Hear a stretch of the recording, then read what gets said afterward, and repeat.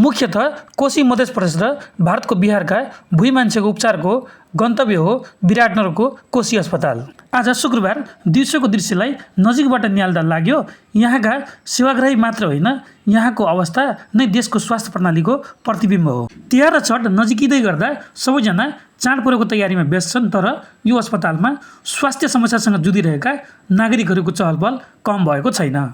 बहिरङ आकस्मिक कक्ष स्वास्थ्य बिमा काउन्टर, जहाँ नजर पुग्यो त्यही मान्छेको भिड। झन्डै 3 घण्टासम्म अस्पतालको अवलोकन गर्दा महसुस भयो यो अस्पताल केवल उपचारको ठेगाना होइन, यो देशका धेरै ठुलो भूभागको जनताको पीडा र आशाको सङ्गम हो। मध्य प्रदेशदेखि भारतका सीमावर्ती गाउँ सहरसम्मका सेवाग्राही यहाँ आइपुग्छन्।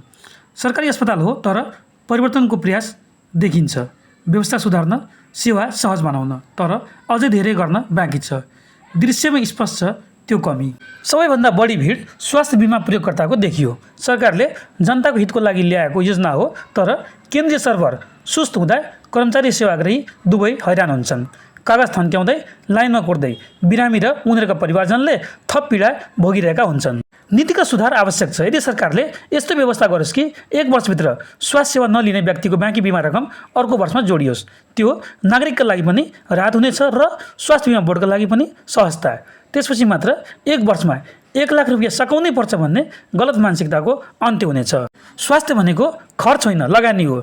देशको विकासको मेरुदण्ड हो स्वस्थ जनशक्ति। शिक्षा, पूर्वाधार, राजनीति सबै असफल हुन्छन् यदि नागरिक नै अस्वस्थ छन् भने। कोशी अस्पतालमा भेटिएका धेरैसो नागरिक जीवनशैली र खानपानसँग प्रत्यक्ष सम्बन्धित रोगहरूबाट ग्रसित रहेछन्।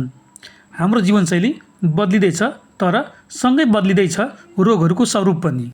अब रोगहरू भाइरसले मात्र होइन, हाम्रो खानपान, पानी र सोचले पनि ल्याइरहेका छन्। चिकित्सकहरूका अनुसार अत्यधिक चिल्लो, नुनिलो र गुलियो खाना, रातभरिको मोबाइल, तनाव एवं व्यायामको कमी, यिनै कारणले फैलिँदैछन् मधुमेह, रक्तचाप, मोटोपना, मुटु, मृगोला र आँखाका रोगहरू। साथै धुम्रपान र मद्यपानले थप्दैछ फोक्सो, कलेजो र क्यान्सरको जोखिम। सकेसम्म अस्पताल पुग्नु नपरोस्का लागि थोरै सचेत बनौँ, समयमै सुतौँ, स्वस्थ खानपिनको लागि प्रयास गरौँ र हिँडुल गरौँ, किनकि यथार्थमा औषधिले होइन, सही जीवनशैलीले मात्र हामीलाई स्वस्थ राख्छ र दीर्घ बनाउँछ। अब समय आएको छ स्वास्थ्य शिक्षालाई आधारभूत तह वा जगैदेखि नै पाठ्यक्रममा व्यवहारिक ढङ्गले समेट्ने, भुइँदेखि केन्द्रसम्म स्वास्थ्यलाई पहिलो प्राथमिकतामा राखेर बजेट विनियोजन गर्ने। अस्पतालहरूको भिड घटाउन उपचार अगाडि चेतना बढाउने बाटो अपनाउनै पर्छ, कारण जब जनताको शरीर स्वस्थ हुन्छ तब मात्रै राष्ट्र बलियो बन्छ। शिक्षित र दक्ष नागरिक पनि अस्वस्थ छन् भने क्षमता अनुरूप काम गर्न सक्दैनन्।